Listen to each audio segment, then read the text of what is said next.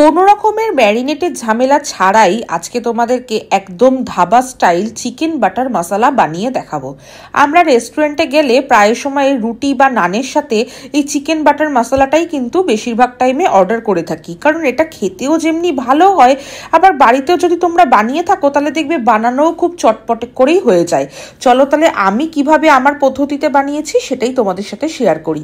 Chicken নিয়েছি 500 গ্রাম, তার অনুপাতে সমস্ত মশলাপাতি নিয়েছি। প্রথমে কড়াইতে অল্প একটু সাদা তেল আর কিছুটা বাটার দিয়ে আমি যে চিকেনগুলো টুকরো টুকরো করে কেটে নিয়েছিলাম সেগুলো দিয়ে দিয়েছি। তবে এই চিকেনটা কোনো রকমের ম্যারিনেট ছাড়া তোমরা ভাবতে পারো যে নুন ঢুকবে কিনা বা কোনো মশলা ঢুকবে কিনা, সেটার কিন্তু একদমই কোনো কিছুর ভয় রেখো না, কারণ এটাকে যে পদ্ধতিতে রান্না করব ভালো রকমভাবেই কিন্তু এটা একদম জুসি হবে আর নুন মশলা সবই কিন্তু ঢুকে যাবে।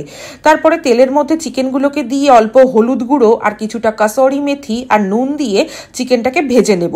এইবারে যে পেঁয়াজ, টমেটো, আদা, রসুন সব কিছু রেখেছিলাম সেগুলোকে আবার একটু তেল দিয়ে সতে করে নেব। তারপরে আর কি জিরে, ধনে, গোলমরিচ আর 2 চামচ টক দই দিয়ে একটা পেস্ট বানিয়ে নেব। তারপরে কড়াইতে আরেকটু তেল দিয়ে তার মধ্যে আমি এই পেস্টটা দিয়ে তার মধ্যে ভেজে রাখা চিকেনগুলোকে দিয়ে মোটামুটি মিনিট 5-7 মতো ঢাকা দিয়ে ভালো করে কষিয়ে নেব। যখন দেখবো মোটামুটি একটু তেল ছেড়ে আসবে তখনই দিয়ে দেব খানিকটা গরম জল। আর কষানোর সময় দিয়েছি কিছুটা কালারের জন্য কাশ্মীরি লঙ্কার গুঁড়ো আর কিছুটা গরম মশলার গুঁড়ো। গোটা গরম মশলা তোমরা ব্যবহার করতে পারো, আমি ফোড়নে শুধুমাত্র একটা শুকনো লঙ্কা ব্যবহার করেছিলাম, কারণ মুখে পড়লে আবার আমার বিশেষ ভালো লাগে না বলে তাই আমি ওটা ফোড়নে দিইনি।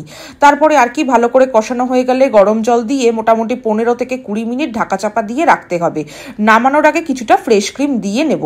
এইবার নামানোর পরে কিছুটা পরিমাণ বাটার আবার একটা ছোট প্যানের মধ্যে দিয়ে তাতে কিছুটা কাশ্মীরি লঙ্কার গুঁড়ো আর কিছুটা কাসুরি মেথি দিয়ে ওপর থেকে আমি একটা তড়কা লাগাবো।